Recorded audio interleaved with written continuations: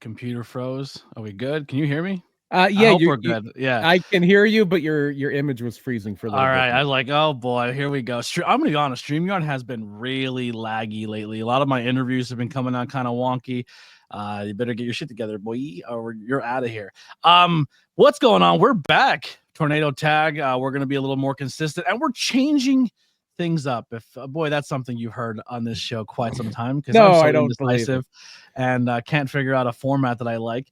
I love the history stuff, BP, and you know that. I love talking history wrestling with you, but unfortunately, I think to grow as a podcast or as a platform or as a channel, current day wrestling is what people really want to talk about. And if we can do a little bit of current day to reel them in. Here's our blueprint. Don't tell them what don't tell the audience with BP.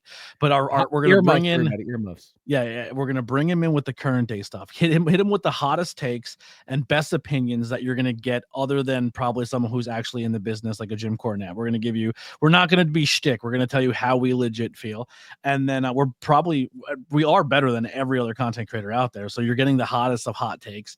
Then we're gonna hit you with some independent stuff and why you should care about it, and then we're gonna hit you with some our picks of things you should know about, or maybe your picks as well, and hit you with a little bit of history lesson at the end. So I think it's going to be an encompassing thing. So that's the new strategy, is we're mostly going to cover week-to-week wrestling topics and things like that. And maybe if something crazy happens on Raw, that'll be the main talking point of the episode, and until we get to a pay-per-view or whatever, something like that. So these will run pretty much NXT to Monday Night Raw of the following week. And then us coming and talking about some of the highlights of that week in wrestling. Will we watch it all? Probably not. So if we didn't, there's not enough time in the day to do them all. But before we get into any of our topics or anything like that, make sure you guys check out all of our links below to follow us on social media. There is social media, the Instagrams, the Facebooks, the Twitters, the whole nine. If you're watching this on the ABJ channel, the Tornado Tag channel is live and up, and actually live right now. So we're bringing back that old channel. So if you're watching, you're like, man, I don't like the beer, I don't like the Blazing Buds, which I don't know why you wouldn't like any of those shows. They're all really good. And you just want that wrestling IV pumped into your veins, head over to Tornado Tag. And we have tons and tons and tons of old content you can go back and check out with some of our amazing previous co-hosts, and maybe they pop in every now and then. They have open invitations. Everyone's welcome to come hang out some night. That might be a thing. And also merchandise. So the Valentine's Day hoodie, the Dusty Rose, that's literally what the hoodie color called is, which is amazing, is going to be available. I'm going to leave it up till the 21st. The ones who have ordered it, thank you so much. Teespring is a little behind with wildfires and everything going on crazy in the world. It is delaying a lot of productions, a lot of shipping, getting products. It's a whole thing. So if you are waiting for your order, it will still come. Just give it time. It will be coming. The beanie will be up for a little bit longer. The St. Patty's Day hoodie is available right now. Not photo, but I do have two 420 shirts, where one looks like the Austin 316, and it says ABJ 420. You can get it in green or black, or you can get the 420 hoodie that's available now. That's pretty much all I got when it comes to the can shaking aspect of the podcast. Let's cover let's get into Elimination Chamber. So this past weekend we had the Elimination Chamber, and boy, and nothing really eventful happened, right? Yeah, nothing really crazy happened. It was probably a pay-per-view you can essentially miss. I mean, nothing memorable. Yeah. No, that couldn't be further from the truth. They brought the heat for Toronto, which is pretty much is this the last pay-per-view, or we have one or two more before Mania? I believe this is the last one. There's probably an NXT, I think, Stand and Deliver, but that's usually like the Saturday before Mania. It's crazy. Mania is already like, I think, Mania is like 6 weeks away now. That's crazy to think about. Yeah, it is. It just feels like last year we were in Philly. It was last year. Yes. Yeah. Exactly it feels like it was yesterday. I mean, no, it was about 11 months ago. It was it went almost exactly 11 months ago. But this one will be, is this the Vegas one this year? It is Vegas, yes. Yeah, and then next year is New Orleans, right? Yeah, I don't know if that's been officially announced, but if it isn't, it hasn't been, it is pretty clear that 2026 will be New Orleans, which I know they have that deal with Indianapolis. I'm wondering if that's going to be 2027. Yeah. A bit of a you go from like I mean Philly is there's a history to Philly. It's not like I'm not going to pretend it's a tourism destination like Vegas or even New Orleans, but then you go to Indianapolis. All the Indiana people are going to be all over me now. Yeah. Yeah. We just lost our maybe one viewer from that area. But yeah, so we'll start off with the chamber itself on the women's side. Going into this matchup, BP, we have a pretty strong contest when it comes to both cages, our elimination chambers with people. So Absolutely. we have Naomi, we have Liv, Kinda. we have Alexa, we have Bianca. Who am I forgetting? Roxanne Perez. Bailey, Roxanne Perez and Bailey. Yeah, so we have a star-studded chamber. Is there anyone? I mean, there's an answer for me on this one, but going into this matchup, is there anyone that you're looking at? You're like, no shot. Like, if you win, I would be really disappointed. I had a feeling who was going to win on this one when it came in. I really didn't feel it for Roxanne. I thought it was a little too early for Roxanne. I didn't really feel it for Bailey because it seems like Bailey's program is going to be with Roxanne. Yeah. I didn't feel it for Naomi because Naomi was had a partner who was more of an odds-on favorite.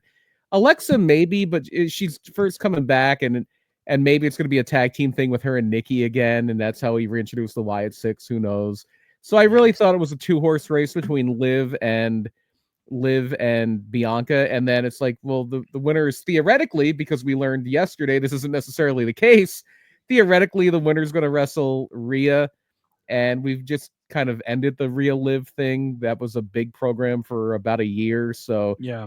I really did feel strongly that Bianca was probably going to win going into this one. I honestly, I was like, maybe it was my fandom, right? So I haven't been watching too much weekly wrestling, and I kind of like it. So going back to doing it for this show is going to be a little rough, because it's just too much for me. I think I just going into a pay-per-view of like letting them hit me with the recaps beforehand and then just watching the show has been amazing. It's been really, really nice. But kind of how I consume NXT. I watch a takeover. I'm like, oh, okay, that's why we're having this match. Oh, that was fun. I enjoyed that pay-per-view. I don't have expectations. I don't have my own fantasy picks. I don't think I have this is the blueprint, because boy, WWE has been throwing monkey dicks in everyone's fantasy booking lately. I tend to have wrestling when I watch it. I tend to have it on in the background while I'm, cutting a TV show for wrestling. Yeah. So I'm making a TV show and watching a TV show at the same time.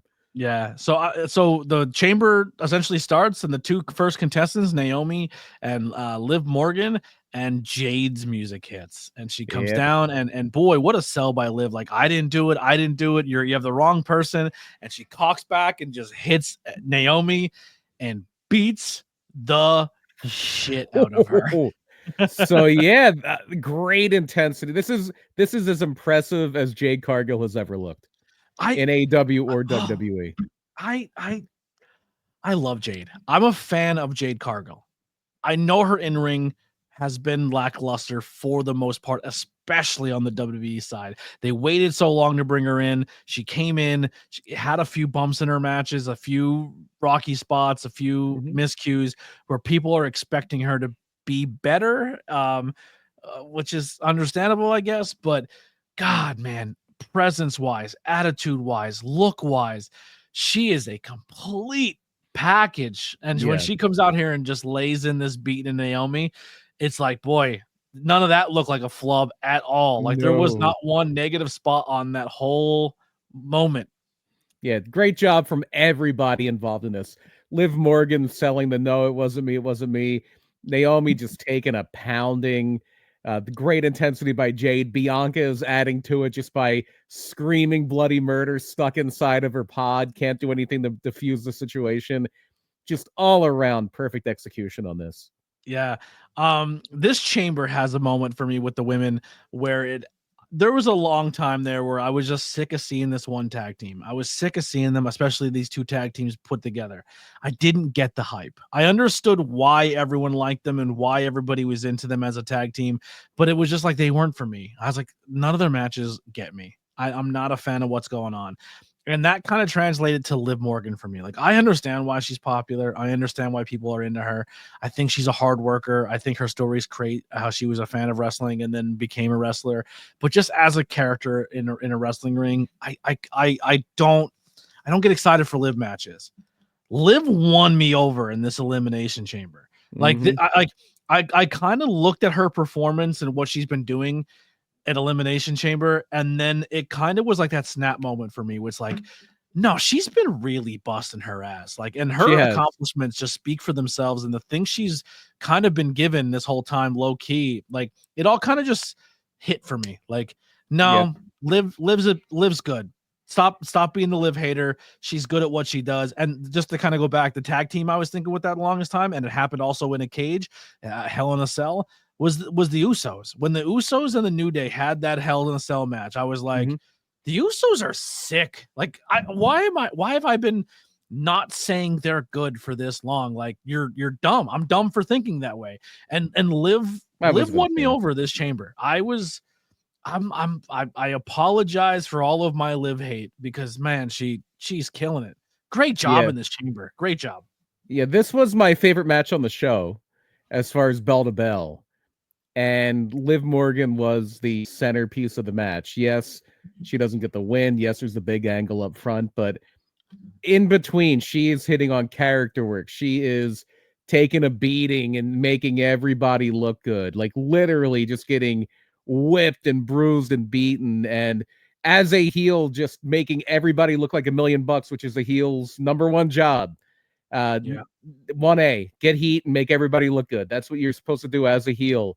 And she is doing both of them. And what a performance, and a really, really strong match here all around.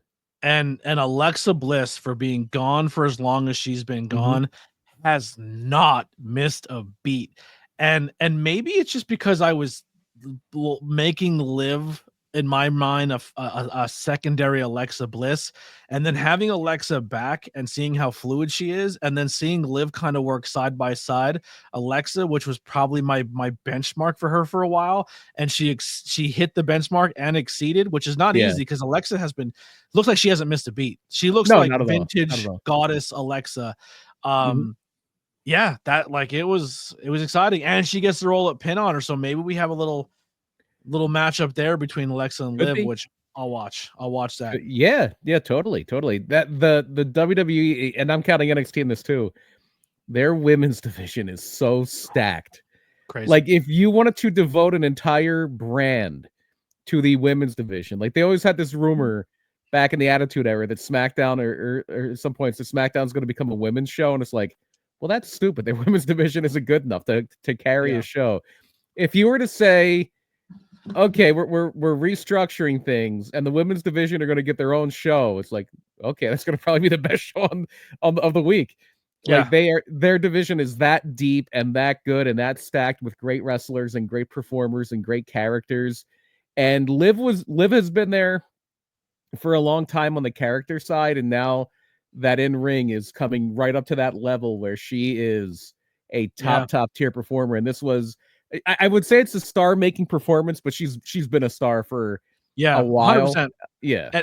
And all that realization hit me during this match. I'm like, oh, I'm just an idiot. She's been doing this. Which sucks, because this happened to me years and years ago. And it was WrestleMania 26, I want to say. No, WrestleMania 27. It was WrestleMania 27, and the opening match was Edge defending the World Heavyweight title against Alberto Del Rio. And just watching him, like, Edge is so damn good. Like, Edge, everything Edge does is great. Edge is amazing in this match. And he's like, everybody's like, oh, Del Rio's probably gonna win. And Edge won. I'm like, oh, Edge won, and he's so good. And like, I'm finally appreciating Edge. And like 4 days later, he retired. Yeah. Yeah.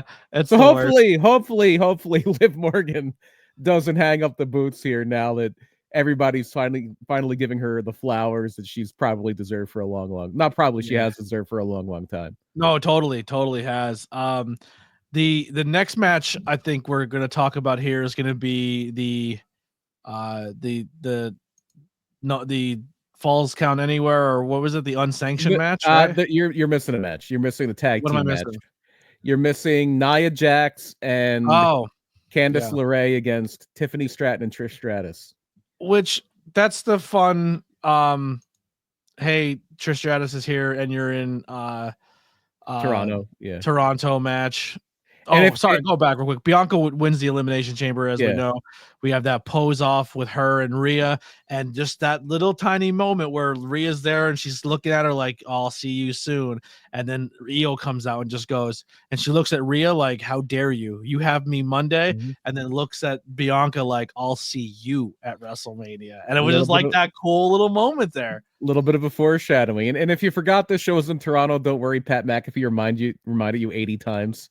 Yeah. Also, he publicly apologized for saying he hates No, he Canada. didn't. No, he didn't. He Kind of a little bit. He that kind of was said, not an "Listen," apology. That was not an apology. but yeah, the national anthem booed out of Well, the. I feel bad for the girl singing, but if you have watched any hockey games where they always, no matter what country they're in, do "Oh Canada" and the Star Spangled Banner. If you've watched any hockey games from Canada since January 20th, you wouldn't be surprised. yeah, It's a pretty regular occurrence. It's going to happen at Toronto Blue Jays games too. It's happening at Raptors games. So the move here would have been to just kind of skip the American national anthem when you're in Canada. Yeah. No, keep doing it. I think it's entertaining. Kevin And Owens it gets people like Pat McAfee's panties in a bunch. So good. Yeah. If you don't understand why, then you're part of the problem. If you can't be like, "Oh, that makes sense." But yeah, so we have the tag match. I really have nothing really to say about this one. I'm not saying I hated it. I'm also not saying it was my favorite. It was what it was. It felt like a Raw or SmackDown match. It should have been I think they did SmackDown from Toronto. It would have been a perfect SmackDown main event. Yeah. I get that it's the novelty of Trish wrestling, and you don't know how many more matches she's got in her. Like, she looks amazing. Like she's aging in reverse. I think she's 49 years old and looks 32,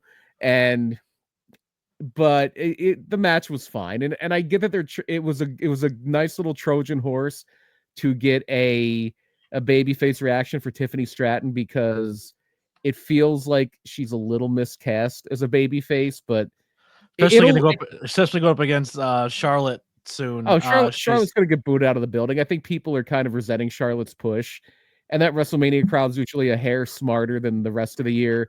I think Tiffy's gonna have the crowd in their back at Mania, just because people are gonna resent. Where do you stand on the Charlotte hate? I think she's very talented, but I think it's the same thing as when, like, Brock Lesnar would roll in after a year and a half gone and be inserted right into the main event picture, and it's like, well, why? Especially, it's like a well, why thing. So I think that's it's a why, and then you go, all right, it might like they're someone when they show up, they're not secondary. They are the shit. They are the heartbeat of when they're there. You have to book around them. They're that good, but they're that imposing. But that person in the moment gets resented. Brock got resented. Cena got resented. That person, there's resentment always. Yeah, totally. Always. By dumb wrestling fans who don't appreciate things as they should. And also, it's like, well, is Charlotte has, and this is something, like, I don't know the answer. I don't think so, because I think she is very talented. Has the division eclipsed her? Has the rest of the roster caught up to the four horsewomen? I mean, one of them's in AEW now. Becky's been out for a while. Bailey has. The only one who caught up, in my opinion, is Rhea. Oh no, Rhea didn't catch up. Rhea passed them. Yeah, Rhea's way down the field now. Yeah, and that's pretty much it. When Becky, sure. Bailey, unfortunately, sure. But when Charlotte walks in the building, she's not coming for anything else but a gold. Like, she's and if she wants the secondary title, it's only because she wants to put it on her resume. It's not because she doesn't want the world championship at that point in time. She just wants something she's never had before, and I think that's where Charlotte comes in. And so Tiffy and what was the last Charlotte match that just totally blew you away, though? Every time she's in the ring, I don't hate what I see. She goes in there and gives it 110%, even Well, so if does it's a everybody Monday else. Night Raw. So does everybody else. Charlotte's different. Maybe I'm a Charlotte mark. I don't know. That's fine. I think she's one of the best female wrestlers in the world. One of, yeah. But as far as like star power, Rhea is so far and away ahead of everybody that it's not even funny. Yeah. Rhea's look super helps her out, and then she gets in the ring and she's fucking excellent there too. Like she's connected, and the only person's connected in that way is Becky Lynch, and that kind of cooled off a little bit when obviously she went away for a while due to pregnancy, and then had that heel but run. Rhea has that power and athleticism. She's like a hybrid. She's everything. She's like LeBron James of the WWE's women's division. It's like, oh, you want her to be a high flyer? She can do some of that. You want her to powerhouse? She can do that. You want her to be a sex symbol? Got that. You want her to be a different type of sex symbol? It's not a blonde shell bombshell. Goth mommy? She's got that covered too. Like she checks every box. She's as far as the women's division, she's the franchise right now. Bar none. Yeah, totally. So that tag match happens. Now we're gonna have the Kevin Owens Sami Zayn unsanctioned match. They're never going to use this verbiage, and they never really do this in WWE. It's a lights out match. Yeah. If you've seen them fight before, you've seen this match. You've seen this. I hate to say this. You've seen the slightly better version of this match. Yeah, if you've watched Old Ring of Honor. Yeah, no blood, which I'm fine with. No crazy, but it wasn't a ladder war. No, Kevin and Sammy, I think I said in our group chat, which by the way, come join us on Discord in the Cult of ABJ Discord with link below in the link tree, or the brand new Cult of ABJ Facebook community, which also has group chats that you can come join. And we were chatting along the entire pay-per-view with in the Facebook group chat. So come over and hang out with us in either the Discord or the Facebook chat, and come hang out, whatever platform you prefer. One of the things, by the way, I did notice in the chat about the Trish thing, Trish would be Tiffany's mom. I forget where I read this or heard this. Do you know how old Tiffany Stratton was when Trish made her WWE debut? 5. When Trish made her WWE debut, Tiffany Stratton was 10 months old. Wow. 10 months old. That's crazy. Where was I at my spot? Oh, during the chat we were talking about this lights out match, and I essentially said I can watch Kevin and Sammy wrestle every weekend. They have that agreement with each other, like, if you don't go out there and fucking try to kill me, I will kill you when we hit this curtain. Like they just have this agreement, like they're just gonna beat the shit out of each other. Like it's wild. It's so crazy that there was a spot where Kevin tries to do the power bomb on the apron and fucks it up, and Sammy gets off and punches him right in the face, and then Kevin kicked him in the nuts, and then just power bombed him again even harder. Like when you have that bond with somebody and that trust in somebody, and they've worked with each other for their entire careers, literally, they've always been kind of, they're linked in a way that a lot of wrestlers haven't been linked before. Like Dusty Rhodes and Terry Funk were linked that way. Bret Hart and Shawn Michaels were, until Bret went to WCW. They are kind of just intertwined in a way that we haven't seen in a while. Yeah. Honestly, I kind of feel that with you on commentary, where I know no matter what I say or how I attack you or how whatever I'm gonna go with there, I know that it's because we trust each other, and we're gonna it's nothing personal or just going that, and we kind of just go hard on each other a little bit, or like fire back at each other. And it's never at the end of the show we're like, yo, are you good? I'm just letting you know, like, I've had to do that on commentary a few times where we're just like, no, we're going to go out there and we're going to do what we got to do. We're not going to take it personal. Like even on the podcast, if we disagree and we argue, it's a work. You don't have but I get close. I fly close to the sun sometimes with some of my zingers. But no, even like on the podcast, if we have a disagreement about what's going on in wrestling, it's not like it's the end of our friendship because we don't see eye to eye on something. It's just like, all right, I see your point, and then we move on. But so Kevin and Sammy just beat the shit out of each other here. Then there's gonna be the spot where he's gonna do the package pile driver on the concrete, and Randy Orton's music hits. And someone said earlier, is Jade coming out? And my brain was kind of old school WWE, like, probably not. Jade comes out, and I was like, well, now is Randy. I'm like, they're not doing 2 surprises in one night like this, right? Like that'd be crazy. WWE, it's not a major 4 pay-per-view. WWE's not going to go hard in the paint with that. It's WWE WrestleMania season. You can do whatever you WWE want. has curled the playbook up of what your brain has thought WWE to be and have thrown it away, which kudos to them. I am enjoying watching a WWE product, and it's been a long time since I've said that. And a lot of the criticism of WWE's booking, for even after Triple H took the reins, especially after Triple H took the reins, is it's a little predictable. Yeah, it's a little like you can see things coming, and and a lot of it was predictable because it made sense. And now they're finding ways to subvert your expectations and be a little spot to be in. Yeah. If you but that kind of like wide open now. It's like, well, I don't know what's gonna happen. So Randy comes out. I love the beat here where Kevin just hears the music and then just gets into the ring and just is like, all right, I have to fight him. my one criticism of this is the old tried and true wrestling trope of, oh, the guy's music's playing, I can't kill this guy now, I have to put Sammy down.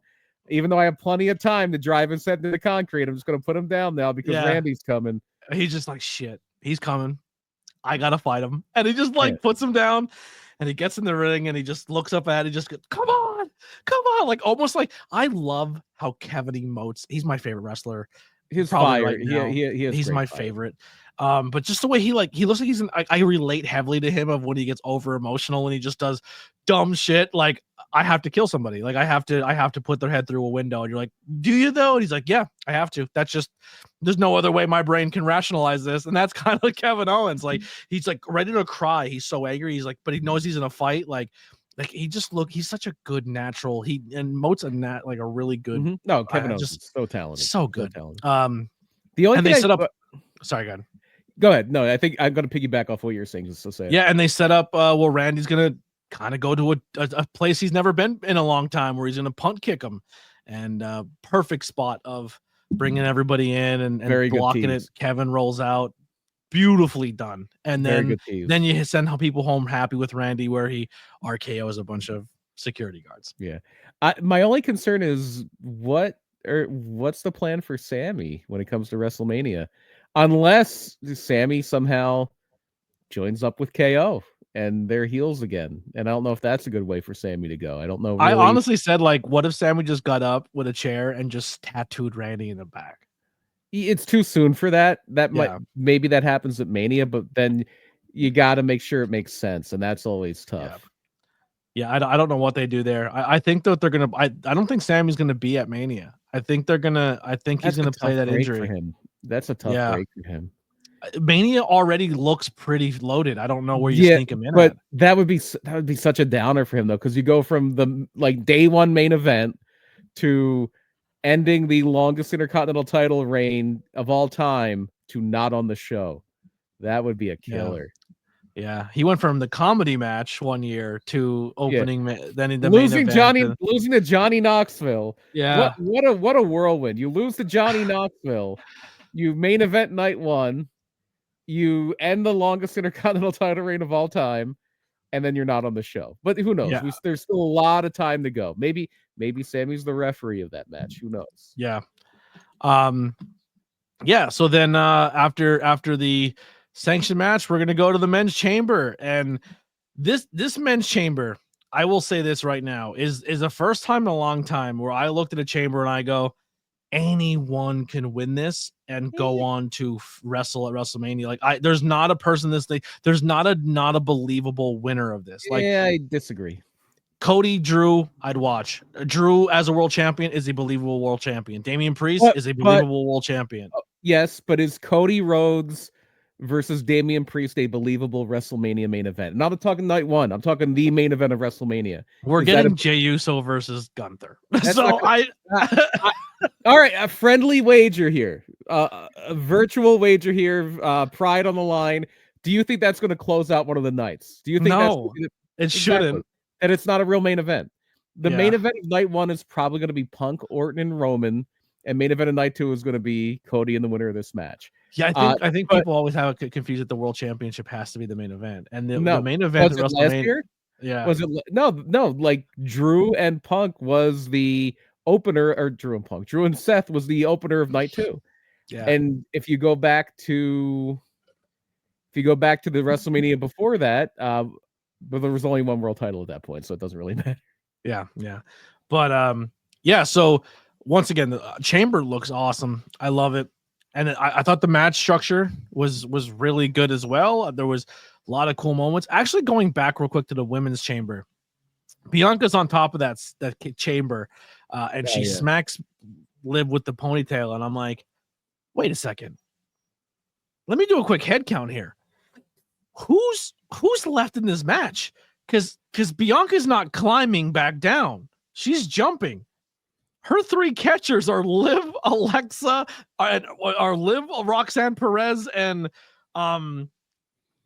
everybody who was catching was small as hell. And Bianca's not a tiny girl. Alexa Bliss, Roxanne Perez, and Liv, right? Yeah, and I was just like, and then interesting. After that vicious hair whip, Liv or Bianca almost landed right on Liv's head, but I think she kind of came down on her elbows and knees. But yeah, I didn't look into it. It looked like she landed on Liv's head. I didn't look into it or look it up or anything, because I personally don't care, because I've seen women's parts before, and I'm not a desperate creepo on the internet. But Lily was telling me that I guess Liv had a wardrobe malfunction when Bianca went to pick her up, and she was swinging her back and forth.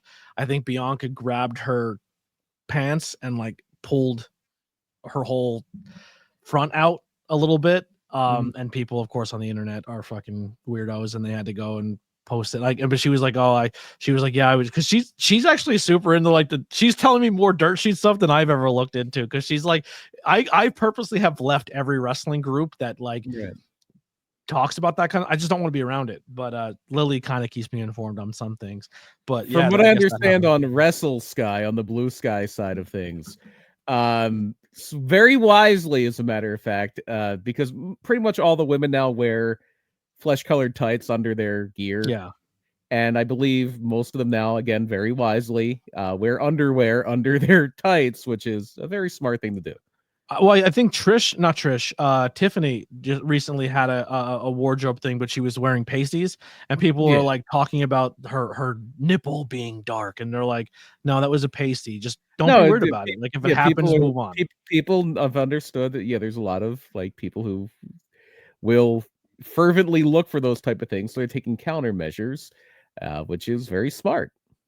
You know who takes the best countermeasure for that? Who's that? Cosmic. Oh, okay. Do you know what I'm talking about? No, I do not. So we were at PPW, and Lily goes, oh boy, I think Cosmic has a rip in her gear, like on her crotch. And I was like, I didn't even notice. And Rem's like, really? And he goes, yeah. And of course, it was like during like a bridging suplex. Yeah. So Rem goes in the back, and he's like, hey, Lily noticed during the match that you might have like a rip in your crotch. And she started laughing. She goes, Lily caught it? And he goes, yeah. So she takes out her gear and shows Rem the crotch, and in flesh colored print, it says, your dad's favorite. That's amazing. Oh, that's so good. She's the fucking goat. That's so good. Yeah, I love her so much. I like that. That is the best thing you could do. Just write like caught you or something, like something stupid. Yeah. But yeah, so Drew's the first one out of the chamber, which I'm gonna be honest was shocking. There was that little bit, there's a leak, and I'm sure it was strategic that he was gonna win too. Really? Like, yeah. So the chamber kind of goes on, and we're down to the final 3 of Seth, Cena, and Punk. And I'm still in the Punk's winning this. Punk is winning this chamber. That's my pick. Punk wins. Cena wins Money in the Bank. Cena cashes in on Punk and retires as the champion. Storybook ending. It's going to be great. They're planting the seeds here. Punk and Cena are having a friendly rivalry, and unfortunately Seth is ruining it, and Seth gets double finished, and as it's going down, CM Punk takes a finisher. He's stuck on the end, and he gets stomped into the thing. Cena cashes in on the stomp, and he wins the Elimination Chamber and is going to go on to wrestle Cody Rhodes and possibly the 17th time WWE World Champion and break Ric Flair's record. But we now all that's remember the WrestleMania main event. Yeah, it's exciting. It's still fun. Peacemaker versus Homelander. Yeah, even right there, you're like, all right, you don't need to add anything else. There's no cherry on top that needs to be done at this pay-per-view. Roll the credits. Cody comes down and gives him the handshake. The final boss music plays where Rock gets a new version of his song. I don't understand the Travis Scott bit or whoever his name is. Was it Travis Scott? Yeah. It's a celebrity, and even without Vince, if a mainstream celebrity is going to give them attention and is going to play along with them, they're going to lap it up. Yeah. So he comes out with The Rock. Rock is essentially coming down to see what Cody's decision is going to be. And Cody, now this is what they're saying on the internet, BP, and I want to defer to you if you have any in your brain that comes to mind. I can't think of any that haven't been censored or have been planned. I know because The Rock goes on TV and curses all the time and says whatever he wants. Yeah. But this is the first in-ring uncensored fuck in WWE, right? That was deliberate, I believe so. There have been times like they would let a shit slide here and there at points. Like I think the first time that happened was Bret Hart, when Bret Hart was kind of freaking out after he lost the title to Sid on a Raw before WrestleMania 13. And I know they let Austin get a shit through here and there all the time. And he would say fuck, but I mean, like it wasn't like. Yeah, this was, I think, the first time they're literally gonna plan it out that this is coming out. So he tells The Rock go fuck himself, and John Cena goes crazy. And he's laughing, and everyone's going nuts. Now the rumor is, backstage, only like 3 people knew this heel turn was coming. Yeah, from what I understand, how much I believe that, but we'll see. From what I understand, like that was the rumor about Drew. The Drew McIntyre rumor was that it leaked somewhere that Drew was winning the Elimination Chamber. His odds came way down in the betting markets. Cena was still the favorite. Internally on the format sheet, on the layout sheet, the Rock Cody thing was scheduled to go on before the Elimination Chamber. But it was a whole thing where everybody knew but Rock, Cody, and Cena or only Rock, Cody, and Cena really knew that the plan was, and Triple H obviously, and Travis Scott going down there. Probably they told him what was going to happen. Yeah, they smartened him up at some point that here's what we're going to do. Yeah, which is bold because he can bust it wide open. Everyone did a good job that essentially selling this. Cena's hugging him and he's looking right into the camera at Rock, and Cena goes from smile Cena to showing his range as an actor. Yo, a simple couple muscles in his face changed the structure of John Cena. Oh yeah, it like the energy went out. It was just like, oh, I literally watched his face change. I go, no fucking way, no way. Because I watched people's reactions when people looked at his face. They did not react to his face. Oh, I did. I'm like, oh, they're doing it. Like as soon as I seen his face, I knew it was happening. But I was watching other content creators, and they didn't react until the nut kick. How do you miss the? I don't. So the face changed. The Rock does. Now people are saying there's a thing with the 2. I guess he threw a 3 up at one point in time of Bad Blood or something. Then he put the 2, which I just thought he looked a dumb way of cutting his neck because he started up with like his ear, like he did like a and now they're saying 1's WrestleMania. I don't know, but. Because I guess Rock's throwing all these little teasers. I don't really pay attention to The Rock that much. I'm going to be honest. I think this Rock booking himself to be the next Vince is weird to me. But anyway, so Cena kicks him in the balls and they beat the dog shit out of Cody. And wow. Unbelievable. It was unbelievable. There's the other no giveaway is the other giveaway is Cena's kind of hanging around when he shouldn't be. And it's like, okay, well, it is going to be Cena and Cody at the Elimination. But even when he's hanging around, you're still you have to be as like, you're like, they're not gonna fucking Cena's like, you didn't know the heel turn was coming until his face changed. And that was like, there's no way. Like, are they gonna do this? Like, so crazy. It's insane. It got the result they wanted. It was it's got to be the most talk, at least until it's the most talked about thing in wrestling, bare minimum, until the finishing the story thing, and maybe beyond that. Yeah, it's huge. It's huge. And it just started. So like, is the rest of Cena's retirement run as him as a bad guy? Maybe, yeah. Like, It's the what? one thing people always wanted but never got to see, and now you got it.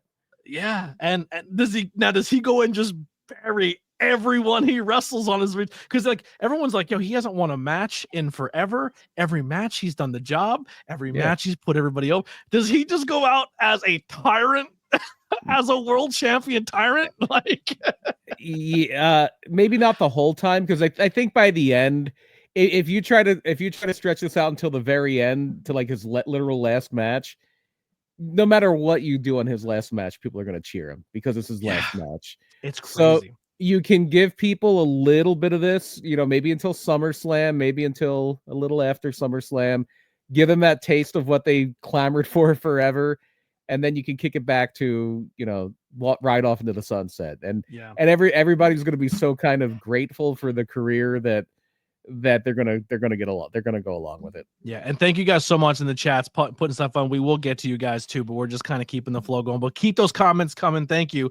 I was on TikTok, and there's a video of this girl watching the wrestling interview with, I guess, her boyfriend and their brother, or two guys, and they are just like hands on their head, hands on their face. The one guy's on his knees, just like, what is happening? And she just like, can anyone explain why this is a thing and why they care so much? And of course, the comment section did not disappoint. So the first one was, imagine SpongeBob betrays Mr. Krabs and joins Plankton. Because you're trying to explain in different terms to this girl.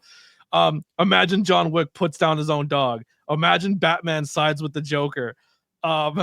This was wrestling 9/11. All right. So stupid. This is the closest thing to wrestling terrorism, as someone said. Imagine Harry Potter hitting the avocado, or whatever the hell it's called, on Voldemort, on Ron, his best friend, and then posing with Voldemort.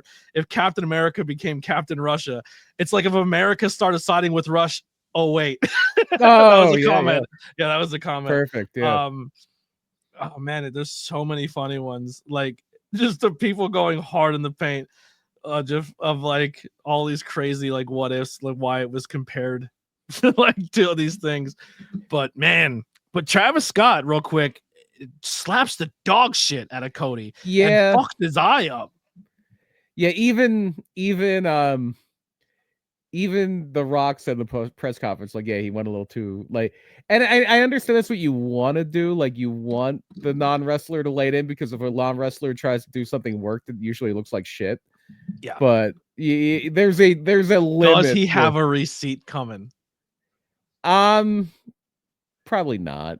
I think there will be a moment. He has now he has now inserted himself, and he took a legit shot at a world champion.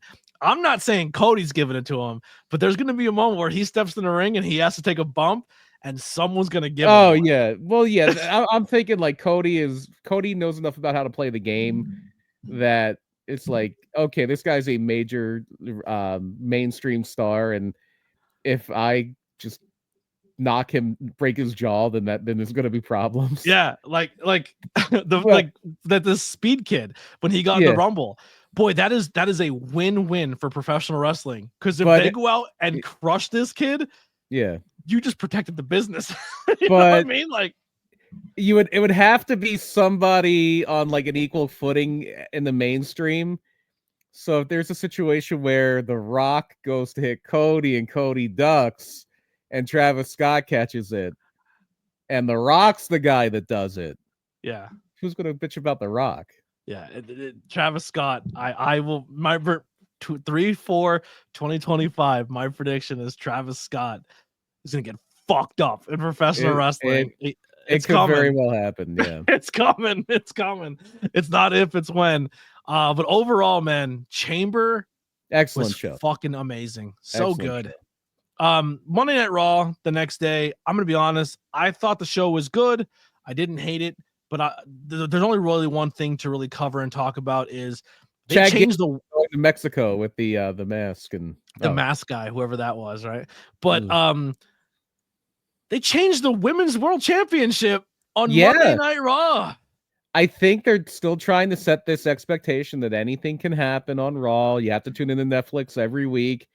You can't just assume, oh, Rhea's going to win. And the one thing they haven't done is that big surprise. They haven't done a match where it's like, oh, there's no way that person's winning, and then they do. And obviously for the longest time, this is why I enjoyed watching AEW. This is what AEW did for us. We would have main title matches that things would happen on on shows on AEW, and people would take clean losses, and people took losses and wins, and like it was like, this is fun. And WWE was too safe. And like I said, they have thrown that rule book out the window. Yeah, the only negative, I think, if it does wind up being a three-way with Rhea, Bianca, and Io, which it seems kind of fairly likely it will be, I think that does kind of dilute the match a little bit. No offense to Io, but it's two giant stars, and not that Io's not very, very good, and a champion in her own right, was the semi-main event of night 2 of WrestleMania last year. Yeah, but it does feel like it dilutes the Rhea Bianca thing unless we get like a Jade gets involved somehow. There's still time to see how this is going to shake out. You can't kind of not same thing with the Sami Zayn thing. We can't knock it until you see the full picture, and we still have 6 weeks to go. What is Rhea up to when it comes to world championships? I have no idea. If you win the NXT World Championship, is that considered a world champion? To who? Like, it depends. No, I'm just saying, like Ric Flair has 16 world championships, right? Well, I mean, not really, but that's what they say. He has more like closer to 22 or 23. Yeah. Because I actually looked up Alexa Bliss, and I thought she was higher. I'm curious. I'm curious if Ripley's at. I have really stopped paying attention to that type of thing. It's something I used to follow religiously when I was a kid, but now it's like, they change the title too often. It doesn't matter anymore. So she's a 2-time women's champion, but she's also was the NXT champion, and she's also was the UK champion. And they were technically the world champions. So does that put her at 4? I don't know. I don't think anybody's counting NXT UK. I don't think anybody's counting that. Well, she's the only one who could say that she's held all of them at this point in time. Well, yeah, unless they re-sign Tony Storm or decide to push Alba Fire. Yeah, they were the only, I think they were. I know. I think Miko Satomura might have had that title too. I'm not sure. Yeah, but I don't know. Maybe they're trying to flip flop around Rhea a little bit to try to bump up her numbers. Who knows? Because maybe they want her and Charlotte at some point in time to be closer in that race. I don't know. But yeah, interesting to see Rhea lose. I'm interested to see how that plays out. I don't want to get too much into Mania because we have a lot of weeks to talk and do podcasts. So I don't want to. I'm not shooting our shot completely here. But let's get in a little bit of independence wise. Just plug some shows this Saturday. PPW paying dues. Next Saturday, the 15th, paying dues. Live Pro Wrestling in Slatington, Pennsylvania. Doors at 8, bell time. Doors open at 8, bell time at 7. 6. Yeah. It's a 6. Yeah, doors at 6. Yeah. It looked like an 8 from. So you and as always at 5:15, I will be joined by EJ and Johnny St. Clair and Travis Norbert for Spark. It's something that's pretty unique, I think. We have a live interactive with the live crowd pre-show outside of in the Slatington Expo Center, so that's going to be a lot of fun. Yeah, that was the other big thing on Raw was the Rollins Punk angle brawling all over the place. Punk delivering a very Punk promo in the best way possible. Does that turn into a triple threat? Because Roman doesn't have a match. Yeah, that's going to clearly be a triple threat. Yeah, interesting. But in fact, that's probably how that ends. Roman comes in and just lays them both out or something. Yeah. And then some matches announced via Facebook. I pulled these up, BP. Big Dan Champion will be taking on JS Hawthorne with Precious. That's gonna be a fun one. Then we have Zoe Cannon versus Danny Moe. Okay. I gotta stop this one because we haven't made this official, but I'll let everybody know the secret. Unfortunately, Zoe Cannon unable to make it due to personal commitment, so it's gonna be Danny Moe versus TBD. Okay, opponent to be determined. Then we have Sugar Dan with Travis Norbert taking on Jeremy Marbury with Benny the Basketball and Jermaine Marbury. And I say Jeremy. Jermaine, yeah. And And Benny, the basketball, the and Travis Norbert are finally face-to-face ringside. the manager of the year, Benny the basketball. Sorry, manager of And the year. most hated personality of the year, Travis Norbert. And they're gonna meet these two titans colliding on the outside of the ring while this amazing matchup between two amazing talent is gonna happen in the ring as well.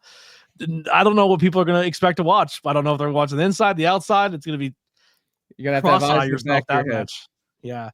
And then we Sugar do have Dan, some announced. Sugar Dan put together one hell of a No Limits title run right now. Oh, the kid's a gem. Speaking of gems, she'll be showing up. Look at those nails. Is she wrestling those things? I don't know. We'll have to find out. I'm super excited to find out. I've never seen her wrestle, but I like that black and gold gear. That is the podcast colors.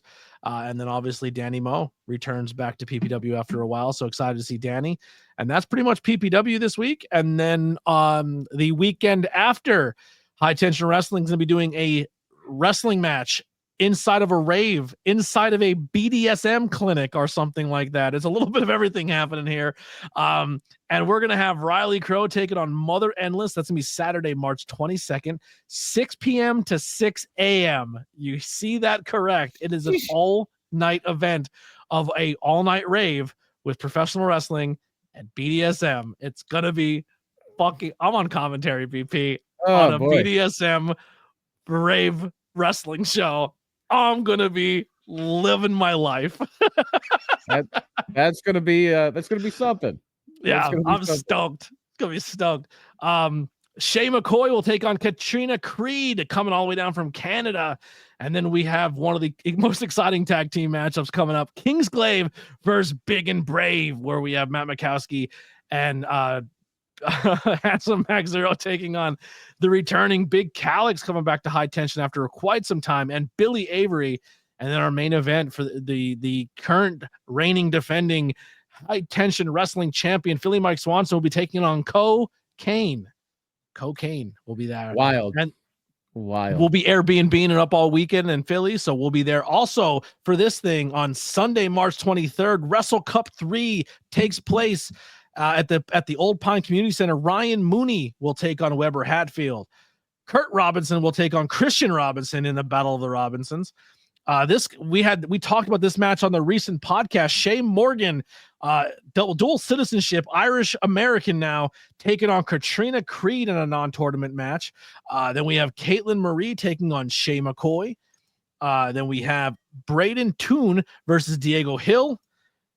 We have a scramble match, Andy Brown versus BK Westbrook versus Bojack versus Delkin Grant versus KTB.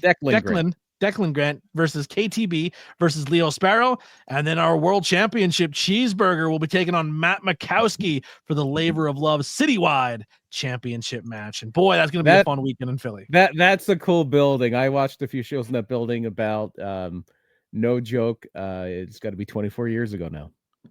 They're not nails? They're not. They're like fingerless. They're like gloveless fingers. They're like finger attachments. They're fingernails. Yeah, if you look, they go over. If you look, they go over the entire fingertip. Oh, that's it. I hope she wrestles it. That'd be dope. Probably not. That's probably against the rules. So BP, last week we did a little bit of a draft.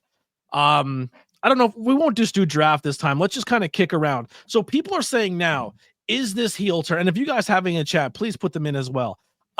People are saying that this is Hogan level turn. This is Hogan NWO turn. We're giving away one right then and there of all-time favorite because people are putting this John Cena on a level of Hulk Hogan now, and people are like, well, I don't think so. And here's where I will say we haven't seen it play out yet, right? I love Kevin Nash, I love Scott Hall, but two of them together is probably still not one Rock or one John Cena. And John Cena and the Rock are probably a Hulk Hogan, if not better. So I think when it comes to star power, Rock and Cena together is pretty much a pretty big deal. It is. No, it definitely is. I'm going to be a little bit of a devil's advocate here. But no, it's the obvious correlation. It's the obvious comparison. It's the obvious parallel. And your feelings on which one you think is more impactful, and which one you think is a bigger deal. is probably very, very contingent on how old you are. Yes.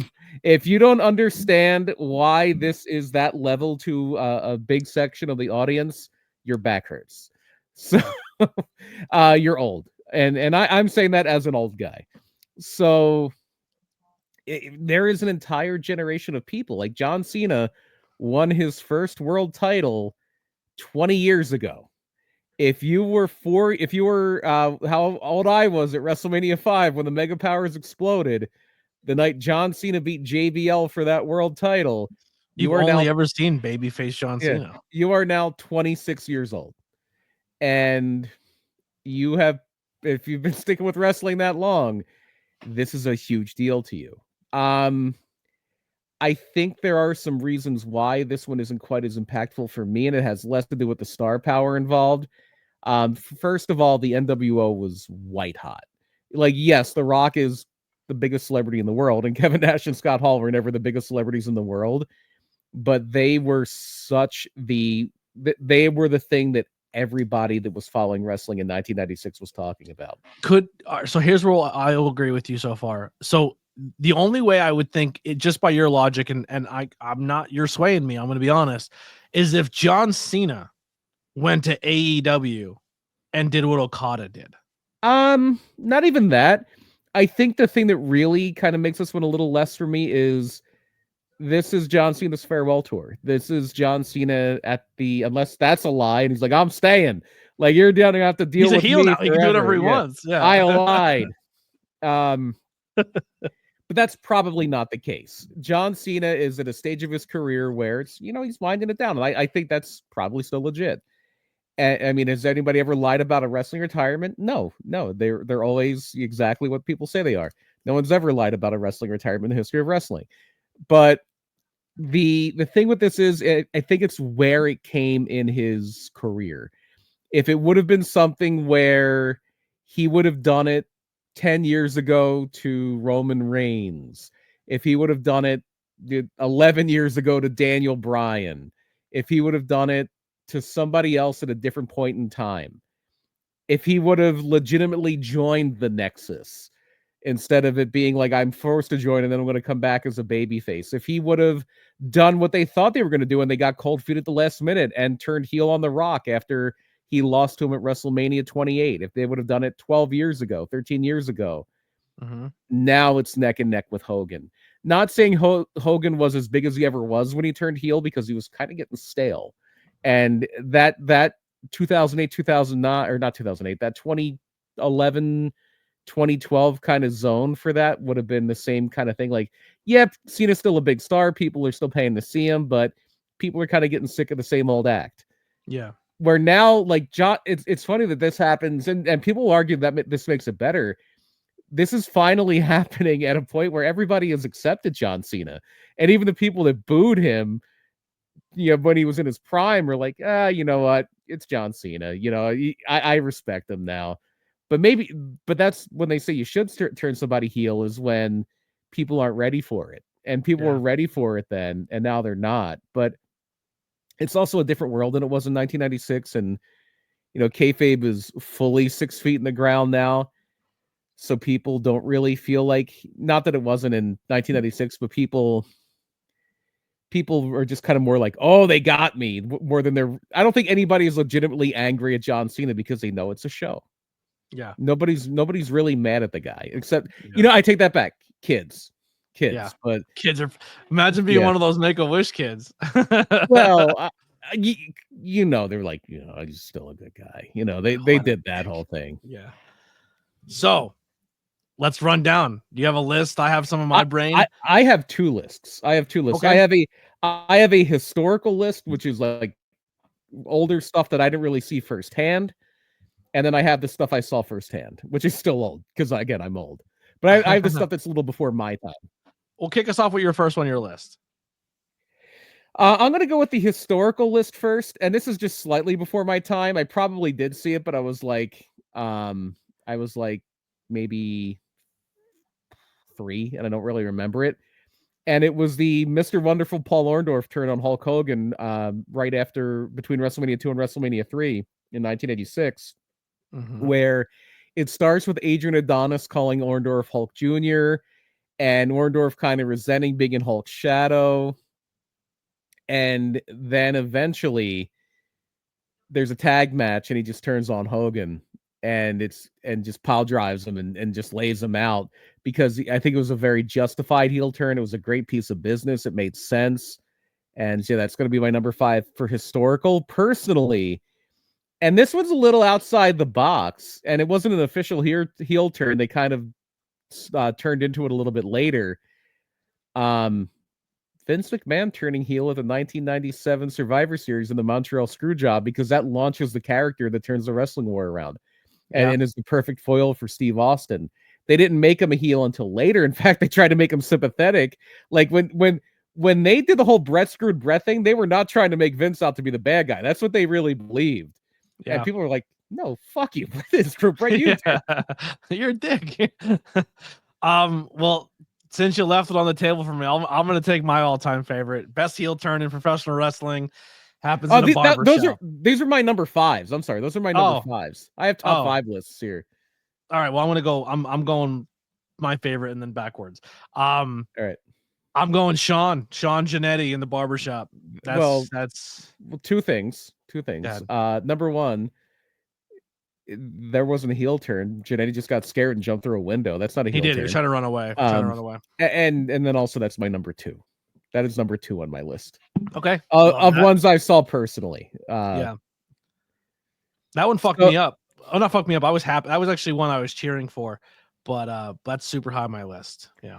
Yeah, it's number 2 for me. It's a great one. I'll do another one because you gave 2. Yeah, go for I'll do another one here. Another one that stands out to me, and actually me and Gary were talking about it in the Discord. Steven just jumped right on it. Owen turning on Brett leading into WrestleMania 10. Great heel turn. When he kicked his leg right out from under his leg. Here's the thing that we were talking about in the thing in the Discord, and Gary was kind of putting more things in perspective. It's like the singlets, when they all agreed to wear the same singlet, and then Brett came out with a different one. And pink, the all pink. What are you trying to be different than? Like, you know what I mean? Yeah. By the way, Bret Hart in a short singlet, crazy. I forgot he wore those. Yeah. Also, anytime Bret did the all pink, I was always a big fan of the all pink look for Bret. Yeah, all pink was cool. But yeah, I'm like Owen on Bret is my number 2. So I have, again, historical and then personal. So I'm still gonna go backward to my number 4. My number 4 historically, again, a little before my time. I was like a baby when this happened. I think it was like under a year old. And a lot of people would probably have this as number 1, and I don't have it as number 1 because it was kind of derivative. It was a little bit of a cover, and it's a very famous one. It was actually in 1985 when it is Dusty Rhodes, or no, Ric Flair is facing off against Nikita Koloff in the cage in the Omni. I think it was the Omni, maybe it wasn't. And after the match, Ivan and Nikita are beating down Ric Flair, and here comes Dusty Rhodes to help Ric Flair. And they're like, Ric Flair's kind of a tweener at this point. He's been, they had the match at Starrcade 84. He's pretty much a babyface in Mid-Atlantic territory, and other places kind of heelish as the NWA champion. And so Dusty comes in and clears the cage out of those Russians, because this was the 80s, and we didn't like Russians in America in the 80s, unlike now. So Dusty and Flair cleared the ring of those mean old Russians, and then Dusty is just playing to the crowd, and Flair is laying down. He's still kind of licking his wounds, and he starts pointing at Dusty, and everybody's like, well, why is he pointing at him? And then the Andersons come in. Then Ole Anderson and Arn Anderson come in. They lock that cage, and all four of them just beat down on Dusty and prevent everybody from getting in the cage, and they break Dusty's ankle. And it's the genesis, and it takes a little bit of time to get there, but it's the beginning of the genesis of the Four Horsemen. Yeah. And a lot of people are going to have that higher than 4, but again, maybe we stick around a little bit, and there's a reason I have it so low. Yeah. You want to go back to back? Yeah. So my number 4, and it's one of those funny heel. I was of two minds here, and I like this one more because it's a heel turn when the guy was already a heel, and I love that. It's like, you were already a heel, but now you're even more of a heel. You're extra heel. You're double extra heel. and it was the Festival of Friendship Oh, you when son of a bitch. a list of KO, and why am I on this list? And such a great, already a heel, but now it's not even a heel turn, it's a Jericho babyface turn, which maybe make it a little lower. Yeah. But it was so well executed, and Kevin's one of those guys. It's not if, it's when. Like, it's one of those heels. Like, it's coming. He's that Lex Luger. Yeah. Oh, he's going to turn on you. You know, he's going to turn on you. It's just, yeah. Why are you even trusting him, you dummy? Yeah. Well, since you took my one on the list, with Kevin and Jericho, which, oh my god, and then it led to like the finger on the rope, and then they did a whole match where he was trying to destroy his finger. So stupid. I love it. But it should have been for Kevin Owens' Universal title if it wasn't for that stinking hyena Bill Goldberg. Yeah, that stinking hyena. So I'll change it here. I'll go back to back, and they're two modern ones, and I'm gonna say, end of NXT pay-per-view. Two guys are walking out arm in arm, and then that bottom corner hits. End of the show. Well, which one are we talking about? Because this happened more than once. I'm gonna say the first time, because another one that happens quite often. But it was the first time they really got people with the bottom corner. Oh yeah, definitely. And everyone's like, show's over. And then all of a sudden, Tommaso Ciampa grabs Gargano by the back of his neck. That's not the first time. Oh, it's not? No. Okay. Tommaso Ciampa grabs Johnny Gargano by the back of his neck and throws him into the light screen and beats the crap out of Johnny Gargano, which is the first turn for those. That's my one on the list. Again, and number two. That's a cover. So that's why it would be a little farther down for me. Go ahead. Yeah. The next one's going to be, huge baby face.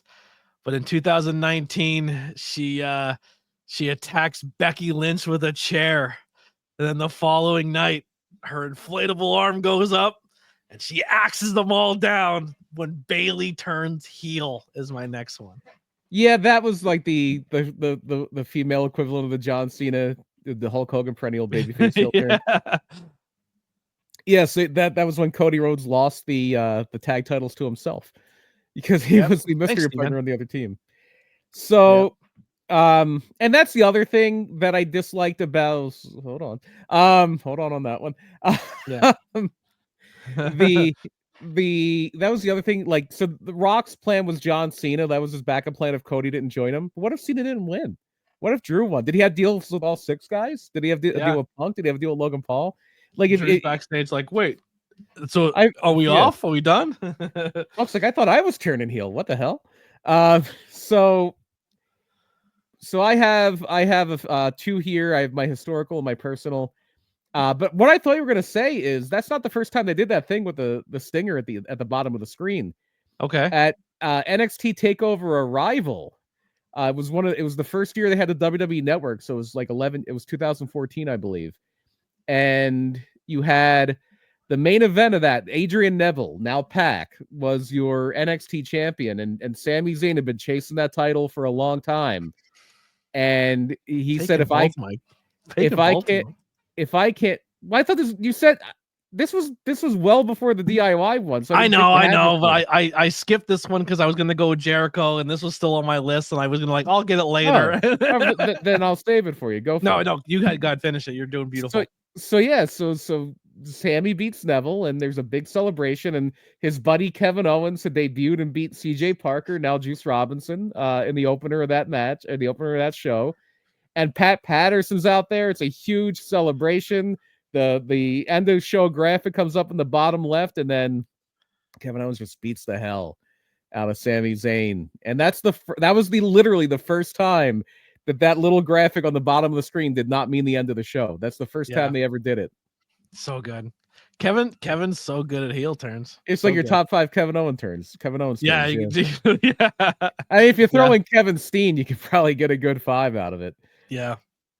So no, my historical one here is one we talked about a few episodes ago. If you want to go back to like January, and we talked about the Freebirds. It is the Freebirds turning on the Von Erichs Christmas night 1982 Michael PSAs and Terry Gordy slam it. They try to cheat to help Kerry Von Erich win that title from Ric Flair, but he doesn't want their help, so they slam the door on his head. Yeah. And they leave him for dead, and it starts off the feud that's the hottest thing in the history of Texas. And on the other side, I'm going to go with WrestleMania 13 because it's the best double turn ever. And it's Bret Hart going heel and Steve Austin going babyface by Bret Hart just cinching up on that sharpshooter and not letting go even after Ken Shamrock waved it off. And you didn't have to do anything. It was just the crowd turned them for them. I don't like Bret, I like Austin. It was a real sea change in wrestling, and it was the real kind of, they'll say that like the official beginning of the Attitude Era was a little bit later. Like I think WWE recognizes it as Undertaker and Bret at SummerSlam with Michaels as the referee. But it's the seeds are planted here when Austin becomes the big baby face and Bret becomes the big heel. Yeah. I don't know if this is technically a heel turn because it comes from a bunch of heels. Well, it's that Kevin Owens thing. It's the heels turning more heel. Yeah, it's memorable for me. It's one of my favorite things in professional wrestling at one point in time, where it almost got me back in at a time when I wasn't watching it. But it was Evolution was a team, and Randy's up on the shoulders of Batista, and Triple H is like, "Hey, bud." Yeah, it's much like the Festival of Friendship, where it's just they're actually turning a guy babyface by turning the heels more heel. Yeah, such a good moment. That's going to be the one I'll pick there. Actually, just as I was saying it, Steven Chambers popped it in, so we're on the same page there. And then another one that kind of involves two guys again, where Triple H and Randy Orton are out there, and they're about to look like they're going to fight the Shield, and they said, 2 of you, 3 of us, and then that chair comes to the back of Roman Reigns, and Seth Rollins leaves and dismantles the Shield. And something that Roman still hasn't gotten over, because he had the choice at WrestleMania 40. Do I finish Cody? Do I finish Seth? And he wanted to finish Seth, and it cost him his title. And that's some great long-term storytelling there. I got 2 more that I'm done. Yeah, I have a few more. Well, I have 4, but 2 of them we talked about. I'm going to close out my personal list because we talked about them both. Number 2 for me was Michael's barbershop window, and for me, like the greatest heel turn I've seen in my time as a wrestling fan is the Hulk Hogan joining the NWO, just because I'm in that age group where Hulk Hogan has been Superman. Which Undertaker heel turn? Yeah. Has been Superman the entire time, and Batman drops the leg on Robin. Yeah. Batman drops the leg on Robin. It's because it was something you really felt like you would never see. You would never see, because it's the same thing where people talk about now, like, oh, I remember Hulk Hogan when he wrestled Andre the Giant in 1979. That's like us saying, well, back in my day, John Cena was a rapper and he was a bad guy. and Brock Lesnar did the F5, so he did the FU, and you get off my lawn. And that's how we sound now. And that's how. But when Hulk Hogan turned, I was 13 years old, and it was like, oh, okay. I mean, I knew what was going on with wrestling at this point, but it's like, oh, Hogan's a bad guy now. Interesting. Mm-hmm. All right, so my last 2, and there's so many more. There's so many. I have 2 historic ones left to go. So after you're done your 2, I'll do those. I'm gonna say, before we knew him as the final boss, he was Rocky Maivia. Nobody liked him, so he joined a team called the Nation of Domination, which he hated, by the way. He did not want to do with that the whole racial thing. In fact, he got the Nation away from that. Yeah. And he leaves the Nation of Domination, which was a cool moment where he kind of really becomes The Rock. But when The Rock joined the corporation was a really cool one for me. I really like that. And more current day, when Roman shows up with brand new teeth and a t-shirt that says "Wreck everyone and leave," and he becomes what we now know as the Roman Reigns we all love and adore and cherish, when he come in and just beat down the Fiend. And I think Braun Strowman just fucked everybody up. Just came in and fucked everybody up, and it was just like, what is this? Just Roman's heel turn. I think those 2 are good turns for what became of them, like The Rock and the tribal chief. But the turns themselves were nothing special. Like, literally, The Rock's turn happened in the middle of a Raw. Mm-hmm.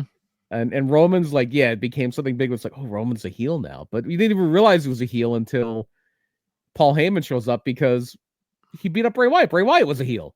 Yeah. Braun was a And I mean, babyface, but we didn't even talk about like the mega powers really. Like that. I yeah, mean, we did a whole episode on it. the Savage turn was good. Yeah. When Cactus turns on the ECW fans.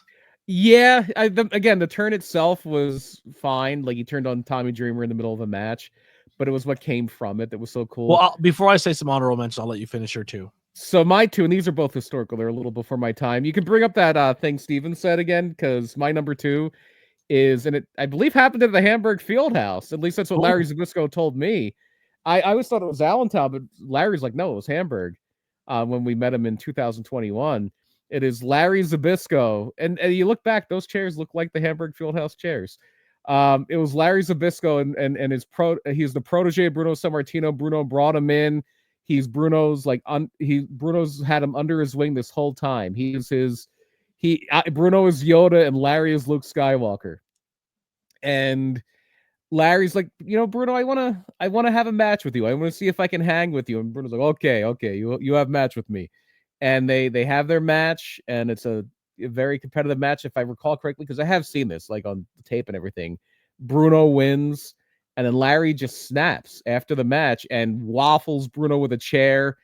Blade job, one of the best blade jobs ever, just beating the hell out of Bruno.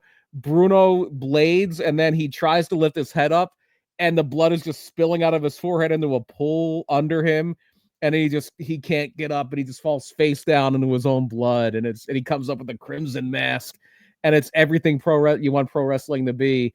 And that leads to the showdown at Shea, where they pack Shea Stadium, 50,000 people, and Bruno gets his revenge on Larry Zbyszko and kicks him out of there, and it's a great piece of business. But my number one, and when I say the Horseman, the Flair and Dusty one is a little derivative. It's a cover, and it's a cover of this. It's a cover of I believe also in the Omni back in, I believe, 1980. And one of the big rivalries in the 70s in Georgia was Ole Anderson and Dusty Rhodes. And Dusty Rhodes is this famous promo. Ole Anderson, it will never be over. It'll never be over, baby. Not until one of us has a broken back and then a wheelchair. It'll never be over. But then Ole Anderson, it doesn't end, but it kind of goes away, because in 1979, Ole Anderson turns babyface. And like Dusty's like, no, it's Ole. I told him this is never going to be over. So no, Ole, I'm not. They might be cool with you, but I'm not cool with you. And Ole is just teaming with everybody else, all the other baby faces, just sticking up for everybody, doing what's right, just doing everything he can to be a model citizen and to do things the right way. And he wins everybody over. But Dusty's like, no, I don't trust him. No, like I'm trying to think of like no, he's Ole Anderson. No. Mm-hmm. And finally, after a year, Dusty has this blood feud going with the Assassins, who are like this big heel tag team. And there's a match, and it's Dusty needs a partner against the Assassins in a cage, and that dirty Russian, because it's the 80s and we didn't like Russians like we do now. It's a common theme. Ivan Koloff's going to be the special guest referee. So Dusty needs somebody. He needs some firepower here. He needs somebody that is going to really make sure that we can like I can handle this. I can't go into the cage against the Assassins with just anybody. Ole Anderson, fine. Will you be my partner? And Ole agrees. Like, finally, I get a chance to really show you I've turned over this new leaf. And they just beat the shit out of Dusty. All five of them. They all beat the shit out of Dusty. As soon as the bell rings, it's not even a match. They ding, ding, ding. And the referee, the Assassins, and Ole just all kill Dusty Rhodes. And Gene Anderson, Ole's brother, who's a bad guy, who's been feuding with. He's been fighting his own brother. For a year. And now it was all part of the plan. And it's 5-on-1, and Dusty's getting wrecked. Dusty's busted up. His face is a mess. And Ole just goes through this promo. It's almost 10 minutes long on Georgia Championship Wrestling of I made myself sick. He's standing next to Gordon Solie. He's like, I had to pretend to like you, Gordon Solie. I'll never like you. And it's the best justifying a babyface turn, because it was all a ruse. It was a year-long plan to have Dusty Rhodes. He's like, and I didn't even have to come to you, Dusty Rhodes. You came to me. Yeah. It is such a, and it's if you ever want to see how good, and I know people didn't like him because he was kind of a curmudgeon, but if you ever wanted to see how good of a wrestler, a character, and a creative mind, because he booked this whole thing, Ole Anderson was. It's easy to find. Just look up the Ole Anderson promo in 1980 after he turned on Dusty Rhodes, and everybody's part makes sense. And even Ivan Koloff is like, oh, I thought I lost my. You almost sympathize with the bad guys who's like, oh, I thought I lost my friend, but he was just trying to beat up Dusty Rhodes, and so we're good again. We're cool again. and everybody's weighing in on it. Like even Kevin Sullivan, who's a babyface at this point, is like, you're gonna get what's coming to you, Ole Anderson, and it's the most perfectly executed heel turn ever. Yeah. And it was the playbook that they used to turn Flair, and it's so good. So we got some honorable mentions I have from a website here. So we have Christian Cage turns on Sting in TNA. Everyone that's pretty high up there. When Naito created Los Ingobernables de Ingobernables de Japón. Thank you. That's on the list there. Mega Powers Explode. We kind of touched on that one. Kenny Omega joins the Bullet Club is on the list. The transformation of Chris Jericho when he smashes over Shawn Michaels. The formation of the Bullet Club when Prince Devitt turns. Beer Money and Ink Dissolve on the list here. If Hacksaw Jim Duggan turned Canadian, but that's not even a heel turn in today's time. That's just normal. Yeah. Well, we all just Hacksaw Jim Duggan over the past couple of weeks. Yeah. Honestly, we should buy these shirts, BP. We need, this is the new hot t-shirt. I might just steal it and put it on my website and make a couple bucks. This might be the new shirt. Yeah, there you go. And that one was horrible, by the way. That was a Vince Russo thing. That was just oh, I'm gonna have Hacksaw Jim Duggan be anti-American because it's less than people would expect. And then he shaved too. He shaved and cut his hair. Yeah, Stone Cold joins Vince McMahon. That one sucked. Get out of here. That's what killed the Attitude Era. That one sucked. Yeah, it's on the list. Andre aligns himself with Bobby Heenan. Yeah, that's a good one. That's a really good one. What else we got here? What are we missing? We have Jericho. Kevin Steen betrays El Generico. Austin Idol betrays Jerry Lawler. How many times has Kevin Steen turned on him? How many times has that happened now?